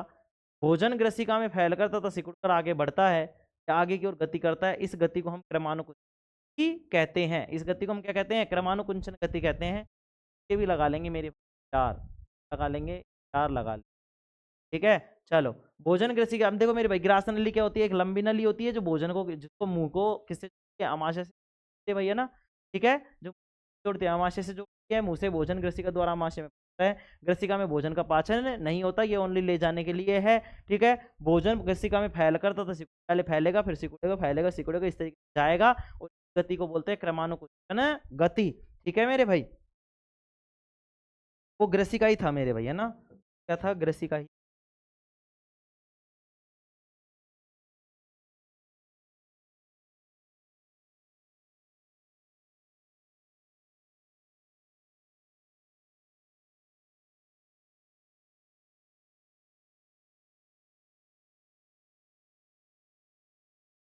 है। चलो, आगे देखते हैं मेरे भाई कहां तक पढ़ लिया। चलो, अब अमाशय की बात करते हैं। अमाशय का मतलब है अम्ल प्लस में आशय। अम्ल प्लस में आशय। अम्ल का मतलब है मेरे भाई, अम्ल तो तुम जानते हो, एसिड। ठीक है। आशय का मतलब होता है घर। तो ऐसा घर जहां पे अम्ल मिलता है। तो अम्ल कहाँ मिलेगा? पेट में। तो अमाशय पेट का आकार एक बैग की तरह होता है जो भोजन को संग्रहित करने तथा पचाने दोनों का कार्य करता है। भाई किसका काम करता है? भोजन को संग्रहित करने का मतलब इकट्ठे करने का भी और उनको पचाने का भी। यह भोजन को लगभग 4 घंटे तक रोक कर रखता है। अमाशय के मुख्यतः 3 भाग होते हैं, कार्डियक, फंडिक और पाइलोरिक। कार्डियक, फंडिक और पाइलोरिक। कार्डियक क्या है? कार्डियक से HCl निकलता है मेरे भाई। HCl क्या है? अम्ल। कौन सा अम्ल है? हाइड्रोक्लोरिक अम्ल। जब इसकी अधिकता हो जाती है तो पेट जलन होने लग जाती है। इसकी उदासीनता करने के लिए, इसको ठीक करने के लिए हम क्या लेते हैं? गुरुजी हम लेते हैं दूध को, मतलब मिल्क ऑफ मैग्नीशिया। क्या लेते हैं? Milk of magnesia. Milk of magnesia क्या होता है? एक क्षारीय पदार्थ होता है। पीएच मान कितना होता है? 10 होता है। HCl का मान कितना होता है? HCl तो सर प्रबल अम्ल है, इसका मान तो कितना होता है? जो प्रबल वाला होता है, मतलब कि सांद्र वाला HCl होगा, उसका मान होगा 0। हमारे पास कौन सा पाया जाता है? दुर्बल वाला पाया जाता है। आगे देखते हैं मेरे भाई, जो भोजन को छोटे छोटे टुकड़ों में तोड़ता है, कौन? HCl। यहाँ पे देखो मेरे भाई, कार्डियक से HCl निकलता है जो भोजन के छोटे टुकड़ों में तोड़ता है और कीटाणुओं को मार देता है। यह भोजन को अम्लीय बना देता है और एंजाइम की क्रिया शक्ति को बढ़ा देता है, और एंजाइम की क्रिया को बढ़ा देता है। फंडिक की बात करें, यह अमाशय के बीच का भाग होता है। अमाशय के क्या होता है? बीच का भाग होता है, जिसमें कांटेनुमा संरचना पाई जाती है, जिसे कहते हैं, क्या कहते हैं? रुचि कहते हैं। यह भोजन को रोक कर रखने का कार्य करती है। जब हम भोजन नहीं करते हैं तो ये अपनी जगह पर खड़ी हो जाती है, मतलब इस तरीके से, ठीक है, जिससे हमें चुभन होने लगती है, कांटे से चुभने लगते हैं कई बार पेट में, ठीक है। तो पता चल गया क्यों। अब आगे देखो, पाइलोरिक। पाइलोरिक में जठर ग्रंथि पाई जाती है, जिनसे जठर रस निकलता है। जठर रस में रेनिन तथा पेप्सिन पाया जाता है। रेनिन दूध को दही में बदल देता है। तो रेनिन क्या करता है? ध्यान से समझे, दूध को दही में बदल देता है। पेप्सिन प्रोटीन को, पैसे पेप्सिन पैसे प्रोटीन, तो पेप्सिन क्या करता है? प्रोटीन को पचाता है, तो बदल देगा पेप्टोन में, बदल देगा प्रोटीन को, बदल देगा पेप्टोन में, ठीक है मेरे भाई। तो 2 एंजाइम निकलेंगे बाइलोरिक में। जठर रस में कौन कौन से? पेप्सिन। क्या करेगा? दूध को दही में बदल देगा। पेप्सिन क्या कर देगा? प्रोटीन पाचन करके उसको पेप्टोन में बदल देगा। आगे देखेंगे शुद्धांत छोटी आंत। छोटी आंत आहार नाल का सबसे लंबा भाग होती है, ध्यान से समझेंगे। क्या होती है? सबसे लंबा भाग होती है। अत्यधिक कुंडलित होने के कारण, मतलब अत्यधिक मुड़ी हुई होने के कारण यह सकड़े या छोटे से स्थान में स्थित है। विभिन्न जंतुओं में आंत जो होती है उसके उनके भोजन के अनुसार अलग अलग होती है। घास खाने वाले शाकाहारी को सेल्यूलोज पचाने के लिए लंबी क्षुद्रांत्र की आवश्यकता होती है, बताया था। और जो शेर वगैरह होते हैं, बाघ वाघ होते हैं, उनको मांस का पाचन क्या होता है? सरल होता है, इसलिए उनकी क्षुद्रांत्र क्या होती है? छोटी होती है। मेरी क्या होती है? छोटी। आगे देखेंगे, एक वयस्क मनुष्य के क्षुद्रांत्र की लंबाई कितनी होती है? या 20 फीट तक होती है। ध्यान से समझ लेंगे कि जो भोजन का पूर्णतः पाचन होता है, बार बार पूछा जाता है, भोजन का पूर्णतः पाचन कहाँ होता है? तो भोजन का पूर्णतः पाचन होता है छोटी आंत में। छोटी आंत के 3 भाग होते हैं, duodenum, jejunum, ileum. Duodenum, jejunum, duodenum, jejunum, ileum. Duodenum, jejunum, ileum, ये बोलते जाएंगे मेरे साथ जिनको याद नहीं हो रहा। Duodenum, jejunum, ileum. Duodenum, jejunum, ileum. Duodenum, jejunum, ileum. Duodenum, jejunum, ileum. Duodenum क्या होता है मेरे भाई? यह छोटी आंत का पहला भाग होता है। शुद्धांत्र में कार्बोहाइड्रेट, वसा, प्रोटीन का पूर्ण पाचन होता है। इस कार्य के लिए शुद्धांत्र यकृत व अग्नाशय से प्राप्त करती है। मैं तुम्हें बताता था ना, अभी लीवर से भी मिलेगा और पैनक्रियाज मतलब अग्नाशय से मिलेगा, और रस जाएगा हमारे पेट में, मिल जाएगा नहीं जाएगा, ठीक है। तो आगे बढ़ेंगे मेरे भाई, आगे देखते हैं। जेजुनम, ड्यूडेनम और इलियम के बीच में, ड्यूडेनम और इलियम के भाग को क्या कहते हैं? जेजुनम, यह भोजन को आने के लिए जगह देता है, ओनली क्या देता है? भोजन को आने के लिए जगह देता है। इलियम, यह छोटी आंत का अंतिम भाग होता है, या भोजन का पाचन व अवशोषण दोनों होता है। यहाँ से सभी प्रकार के रस निकलते हैं जो भोजन या पचा देते हैं मेरे भाई। इलियम के आंतरिक स्तर पर, जो इलियम है उसके आंतरिक स्तर पर क्या होता है मेरे भाई? उंगलीनुमा संरचना पाई जाती है, जिन्हें दीर्घरोम कहते हैं। क्या कहते हैं? दीर्घरोम कहते हैं। दीर्घरोम पचे हुए भोजन को अवशोषित कर लेते हैं। रोम होते हैं वो पचे हुए भोजन कर लेते हैं, क्योंकि वो क्या कर लेते हैं मेरे भाई? सतही क्षेत्रफल बढ़ा देते हैं। सतही क्षेत्रफल का मतलब, जैसे मान लो ये पहले इस तरीके से था, पहले इस तरीके से था, कोई दिक्कत नहीं, लेकिन अब इस तरीके से होगा। सतही क्षेत्रफल देखो, 1 उंगली का, 2 उंगली का, 3 उंगली का, 4 उंगली का, ऐसे रहा। पहले कितना सा था? इतना सा था, पहले इतना सा था, अब कितना हुआ देखो, 1 2 4, इस तरीके से बढ़ गया ना भाई, क्षेत्रफल बढ़ गया ना। ज्यादा बार लाइन बढ़ी ना भाई, ज्यादा बार लाइन मारी, ज्यादा बार लाइन मतलब लाइन मारी ना लाए को, ऐसे नहीं, लाइन मैंने जैसे देखो इस तरीके, यहाँ से शुरू ज्यादा देर चला और ये वाले में थोड़ी चला, मतलब कि उसमें क्या है? क्षेत्रफल बढ़ा है। क्षेत्रफल क्या है? बढ़ा है। तो इलियम के आंतरिक स्तर पर अनेक अंगुलीनुमा संरचनाएं पाई जाती हैं, जिन्हें दीर्घरोम कहते हैं। दीर्घरोम पचे हुए भोजन को अवशोषित कर लेते हैं, चूंकि सतही क्षेत्रफल बढ़ा देते हैं।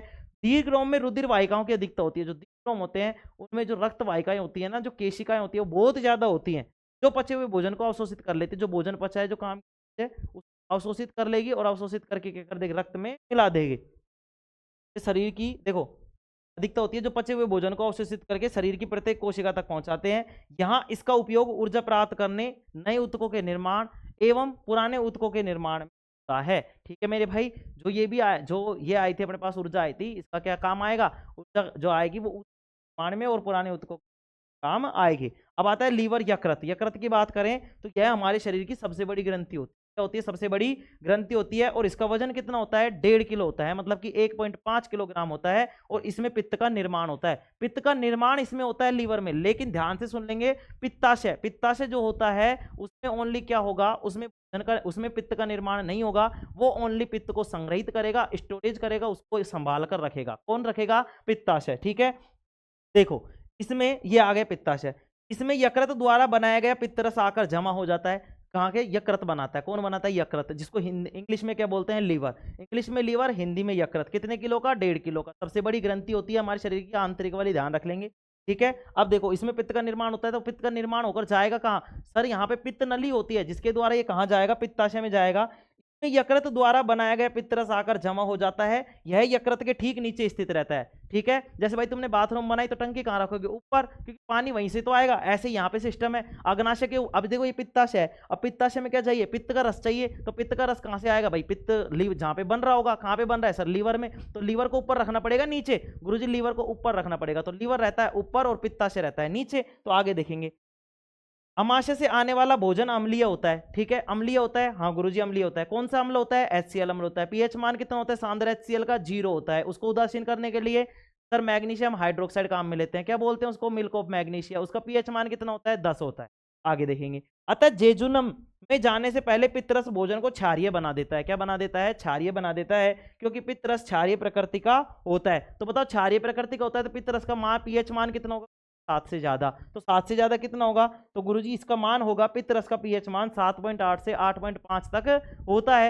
यह पित्त भोजन में उपस्थित वसा को तोड़ देता है। इस क्रिया को हम कहते हैं पायसीकरण, जिसको इमल्शन भी बोला जाता है। क्या बोला जाता है, इमल्सन या पायसीकरण बोला जाता है। ठीक है, आगे देखते हैं मेरे भाई, थोड़ा सा स्पीड से लेंगे, टाइम होने को है। अग्नाशय की बात करें, मतलब पैनक्रियाज। अग्नाशय से 3 प्रकार के एंजाइम निकलते हैं। इन तीनों को सामूहिक से पाचक रस कहते हैं, क्योंकि भोजन के अवयवों को क्या कर देते हैं, पचा देते हैं। इन तीनों के एंजाइमों के नाम ये निम्न है जो मैं बता रहा हूं। इसके लिए मैंने ट्रिक बताई थी, लेट, LAT, जिसमें था लाइपेज, एमाइलेज और ट्रिप्सिन। लाइपेज, एमाइलेज और ट्रिप्सिन। लाइपेज क्या होता है, यह पित्त रस द्वारा पायसीकृत वसा को तोड़कर ग्लिसरॉल में परिवर्तित कर देता है। क्या कर देता है, ग्लिसरॉल में परिवर्तित कर देता है। एमाइलेज, देखो मैंने क्या बताया था, जैसे माई को क्या दे दी, टॉर्च। माई को क्या दे दी, टॉर्च। तो एमाइलेज, एमाइलेज में क्या हुआ, माई को दे दी क्या, टॉर्च। टॉर्च दी मतलब इस टॉर्च को किस परिवर्तित करेगा, शर्करा में। तो एमाइलेज क्या करेगा, स्टोर्च जो मंड है, स्टोर्च का मतलब होता है मंड, हिंदी में बोलते हैं मंड, इंग्लिश में बोलते हैं स्टोर्च। तो किसमें परिवर्तित कर देगा, किसमें तोड़ देगा, शर्करा में तोड़ देगा, तोड़ देगा, शर्करा में तोड़ देगा गुरुजी।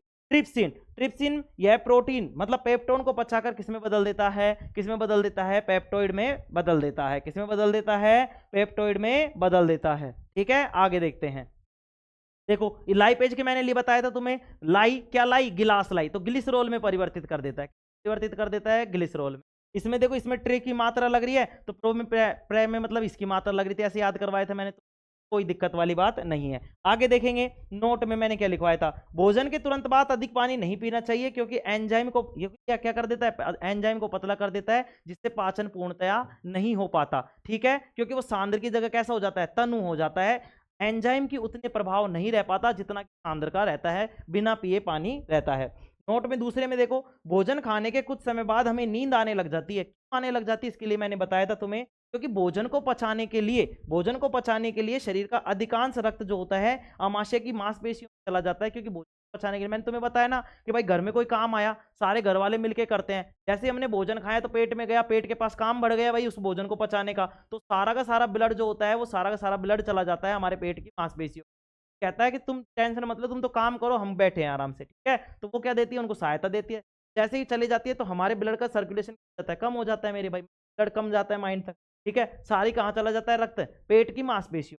तो और मस्तिष्क में रक्त की कमी हो जाती है, जिससे हमें नींद आने लग जाती है। इस तरीके से मैंने तुम्हें बताया था, ये हमारा लीवर था। ठीक है, लीवर था, यहाँ पे इसको क्या बोला था हमने, अग्नाशय बोला था।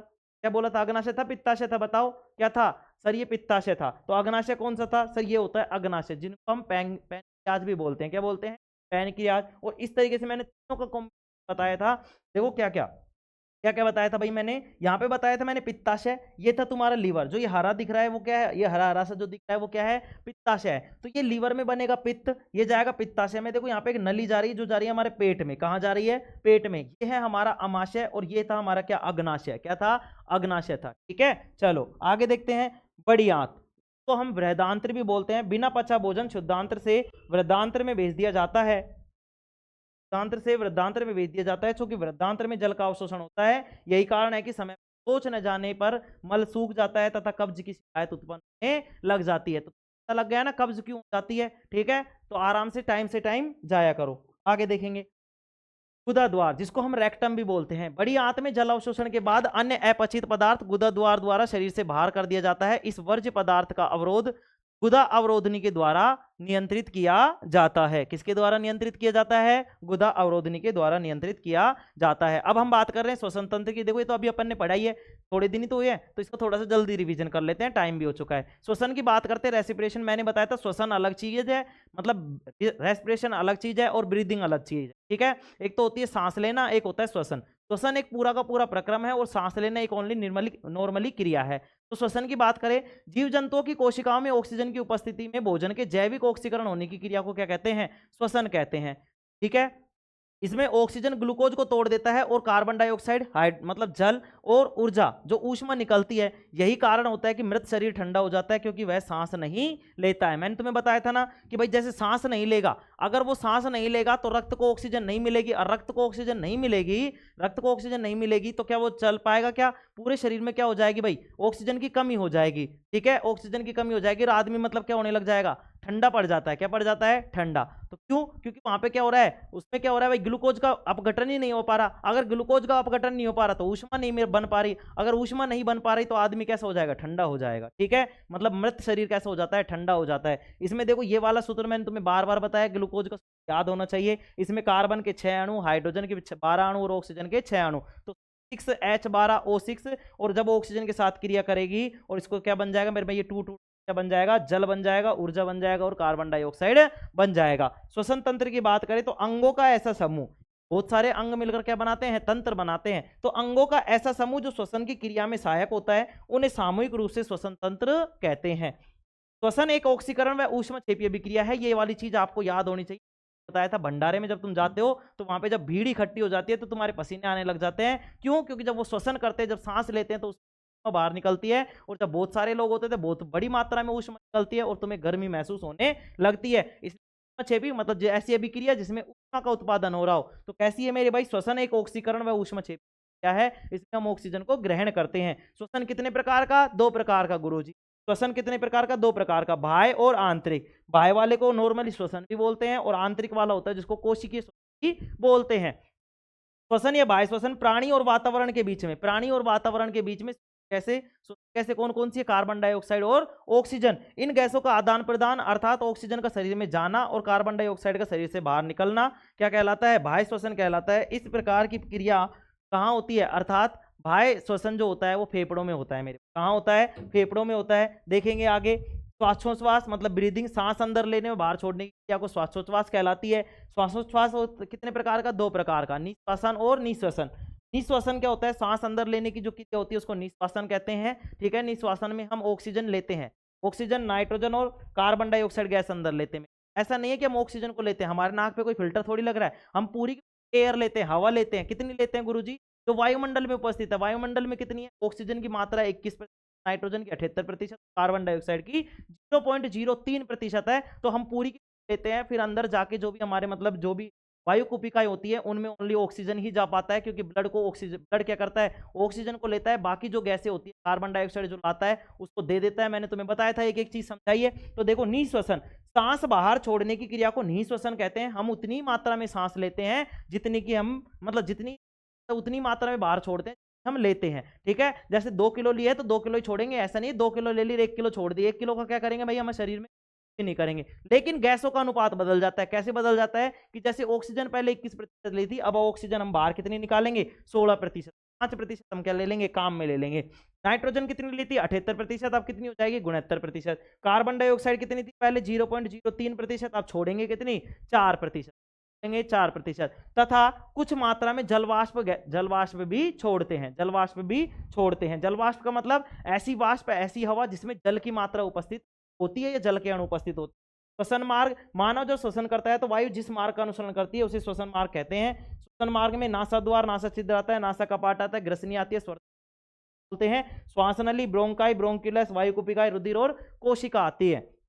ये हमारा चित्र था जिसमें नासा का पार्ट था, नासा छिद्र था, ये ग्रसनी थी, ये स्वतंत्र था, ये हमारे ब्रोंकाई था, ये ब्रोंक्यूलस, ये वायुकुपिकाएं, और ये क्या था भाई हमारे डायफ्राम। डायफ्राम क्या कर रहे थे, हमारे फेफड़ों को सपोर्ट देते हैं, हमारे जो फेफड़े को मतलब टिका के रखते हैं, ठीक है, श्वास नली, ठीक है। अब देखो आगे देखते हैं थोड़ा सा और, नासा द्वार या नाक का आगे का भाग होता है, वायु नासा छिद्रों में प्रवेश करती है, नासा छिद्र फोम या बाल होते हैं जो कि क्या करते हैं, धूल को शरीर में जाने से रोक लेते हैं। नासा कपाट या नाक के पीछे का भाग होता है, इसमें चिपचिपा पदार्थ होता है जिसे कहा जाता है, ठीक है, और यह भी धूल के कणों का प्रवेश होता है। मैंने तुम्हें एक चाहिए और कैसे क्या ये वाली चीज तो ठीक है। ग्रसनी, वायु नासिका छिद्रों से ग्रसनी में प्रवेश करती है, इस मार्ग से वायु तथा भोजन दोनों जाते हैं। स्वरतंत्र, यह ग्रसनी के नीचे पाया जाता है, यह आवाज निकालने में सहायक है, इसे वॉइस बॉक्स कहते हैं या कंठ भी कहते हैं, कंठ भी कहते हैं, ठीक है। आगे देखो नोट में क्या लिखवाया मैंने, स्वर तंत्र पर एक कपाट होता है जिसे एपिग्लोटिस कहते हैं। क्या कहते हैं, एपिग्लोटिस। यह भोजन तथा वायु को अलग करता है। ध्यान से समझ लेंगे कि गुरुजी एक ही तो मुंह है, हम इस भी ले लेते हैं, भोजन भी खा लेते हैं, फिर ये अलग कैसे होता होगा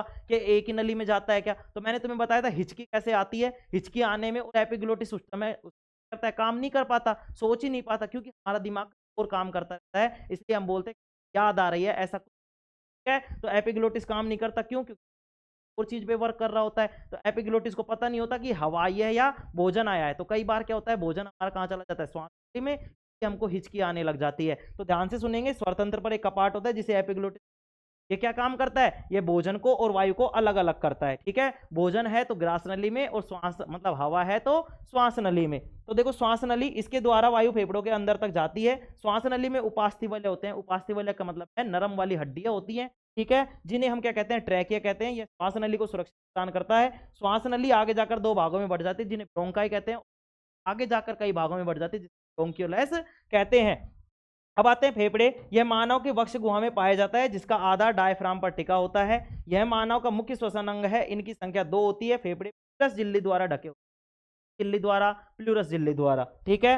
फेफड़ों को फुफ्फुस भी कहते हैं। फेफड़े रक्त में O2 मिला देते हैं जिसे रक्त का शुद्धिकरण कहते हैं, अर्थात रक्त फेफड़ों में आकर शुद्ध होता है। ये चीज ध्यान रखेंगे कि मुख्य अंग जो होता है वो नाक, गला, ये कुछ भी नहीं होता, फेफड़े होते हैं जो होते हैं। देखिए आगे वायुकुपिकाएं, ब्रोंकियोलस के सिरों पर छोटी छोटी गोल संरचना पाई जाती है जिसे वायुकुपिकाएं हैं। ये गैसों के विनिमय कार्य करती हैं। वायुकुपिकाओं में रक्त कोशिकाएं आती हैं तथा रक्त के अंदर हीमोग्लोबिन है जो वायु से O2 कर कोशिका तक पहुंचाता है। यह O2 ग्लूकोज को तोड़ देता है जिसके फलस्वरूप कार्बन डाइऑक्साइड निकलता है। हीमोग्लोबिन क्या करता है, कार्बन डाइऑक्साइड को बांध लेता है और वायुकुपिकाओं, ठीक है, जिनको हम वायु कोष्ठ भी बोलते हैं, एलिवियोली भी बोलते हैं इंग्लिश, तक वापस जाता है। जब हम श्वास छोड़ते हैं तो वायुकुपिकाओं से कार्बन डाइऑक्साइड बाहर निकल जाती है और यह प्रक्रिया इसी तरीके से चलती रहती है जिसे हम कहते हैं, ठीक है। जब वायुकुपिकाएं जाम हो जाती है तो इस बीमारी को क्या कहते हैं, निमोनिया कहते हैं। टीबी नामक रोग में वायु कोष्ठ में छेद जाता है, जबकि उसकी वायुकुपिकाएं हैं उनमें क्या हो गया, छेद हो गया है। जब वायुकुपिकाओं पर बलगम जमा हो जाता है तो उससे दमा की बीमारी हो जाती है। ये तुम्हारे नॉलेज के लिए लिखवाया था, आगे देखेंगे। कोशिकीय श्वसन या आंतरिक श्वसन, कोशिकाओं में कार्बोहाइड्रेट के ऑक्सीकरण के फलस्वरूप ऊर्जा प्राप्त होने की क्रिया को कोशिका कहते हैं। इस क्रिया के दौरान मुक्त होने वाली ऊर्जा को एटीपी नामक जैव अणु में कर लिया जाता है जिसका उपयोग सजीव अपनी विभिन्न जैविक क्रियाओं करते हैं। एटीपी का मतलब मैंने तुम्हें बताया था, एटीपी क्या है, एक ऊर्जा की मात्रा है जो रहती है। शरीर के कौन से भाग में रहती है गुरुजी, कोशिका के भी कौन से भाग में सर, में माइटोकॉन्ड्रिया कहते हैं, क्या कहते हैं, शक्ति गृह कहते हैं, ऊर्जा का घर कहते हैं। आंतरिक श्वसन O2 की उपस्थिति के आधार पर 2 प्रकार का होता है, दो प्रकार का, वायवीय श्वसन और अवायवीय श्वसन। वायवीय श्वसन क्या होता है सर, वायु की उपस्थिति, वायवीय श्वसन वायु की अनुपस्थिति, वो अवायवीय श्वसन, यह माइटोकॉन्ड्रियम होता है। वायवीय श्वसन का होता है माइटोकॉन्ड्रियम, ध्यान से सुन लें। O2 की उपस्थिति में होने वाला श्वसन वायवीय श्वसन कहलाता है। इसमें पायरुवेट अम्ल पूर्ण रूप से अपघटित होकर CO2 तथा जल बनाता है तथा इस अपघटन से 36 बनते हैं। कितने एटीपी बनते हैं, 36 एटीपी। सर टोटल तो 38 बनते हैं, हाँ मेरे भाई 38 बनते हैं, लेकिन वायवीय में जो बनते हैं, वायवीय में जो बनते हैं वो 36 बनते हैं, अवायवीय में 2, टोटल मेरे 38 बनते हैं। तो देखेंगे अवायवीय श्वसन, यह कोशिका द्रव में होता है। अवायवीय श्वसन का होता है, कोशिका द्रव होता है। O2 की अनुपस्थिति में वाला श्वसन, O2 की अनुपस्थिति वाला श्वसन अवायवीय श्वसन कहलाता है। बीज का अंकुरण हो, जीवाणु या यीस्ट, अवायवीय श्वसन होता है। या तो बीज का अंकुरण हो रहा हो, अगर बीज का अंकुरण हो रहा है तो अवायवीय श्वसन, जीवाणु हो चाहे यीस्ट हो, इनमें भी अवायवीय श्वसन होता है। इसमें 6 ग्लूकोज के अणुओं का अपघटन पायरुवेट अम्ल में होता है। पायरुवेट अम्ल में होता है जिसके फलस्वरूप 2 एटीपी का निर्माण होता है। आगे चलकर पायरुवेट अम्ल के बाद कार्बन डाइऑक्साइड, इथेनॉल और लैक्टिक अम्ल, ये तीनों बन सकते हैं। लैक्टिक अम्ल बन सकता है, इथेनॉल बन सकता है और कार्बन डाइऑक्साइड। नोट में मैंने देखो क्या लिखवाया है, आंतरिक श्वसन के फलस्वरूप हम सांस नहीं लेते हैं। आंतरिक श्वसन के फलस्वरूप हम लेते हैं, देखो जैसे मैंने कहा, तो इसका ये थोड़ी कि मैं मर गया भाई, सांस निरंतर चलती रहनी चाहिए, लेकिन कुछ समय अगर नहीं लूंगा तो सांस कहां से मिलेगी? आंतरिक कोशिकाओं से मिलेगी। बल्कि ऊर्जा का निर्माण करते हैं फेफड़ों में होने वाला श्वसन बाह्य श्वसन तथा कोशिकाओं में वाला श्वसन आंतरिक श्वसन आता है।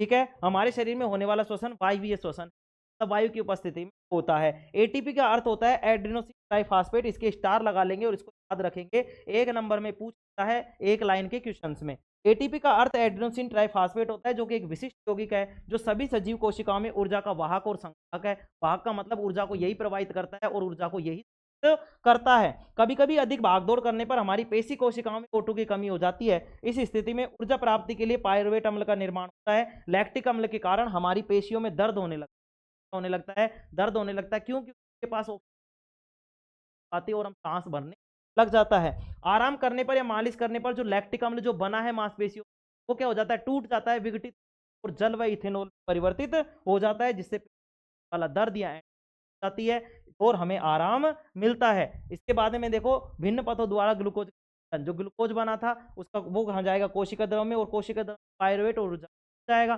कितने तरीके से सर? तरीके से। एक तो होगी ऑक्सीजन, एक ऑक्सीजन का अभाव होगा और एक तो उपस्थिति, एक अनुपस्थिति और एक में अभाव। मतलब कि अनुपस्थिति में तो ऑक्सीजन है ही नहीं, अगर ऑक्सीजन नहीं है तो क्या क्या बनेगा सर? इथेनॉल का, कार्बन डाइऑक्साइड का और ऊर्जा बनेगा। अगर ऑक्सीजन की कमी है तो लैक्टिक अम्ल और ऊर्जा बनेगी, लैक्टिक अम्ल और ऊर्जा। लेकिन अगर ऑक्सीजन की उपस्थिति है तो बनेगी कार्बन डाइऑक्साइड, जल और ऊर्जा। ये होता है हमारे पास। क्या करते हैं? ये वाली करते हैं ऑक्सीजन की, मेरे भाई। ये वाला कहाँ होता है? हमारी पेशी कोशिकाओं में, जब हम सांस नहीं लेते, वोड लगाते हैं, लैक्टिक अम्ल और ऊर्जा बनता है, उस समय अभाव हो जाता है, हम जल्दी लेने लग जाते हैं, हमारी सांस आती है। ऑक्सीजन की अनुपस्थिति में कार्बन डाइऑक्साइड और ऊर्जा, ये होता है यीस्ट का खाने में, ये वाली चीज ली जाती है। ये हो गया मेरे भाई तुम्हारा रिवीजन। अब बच रहा है हमारा परिसंचरण वाला, संवहन वाला, वो हम रिवीजन करते ही हैं डेली के डेली।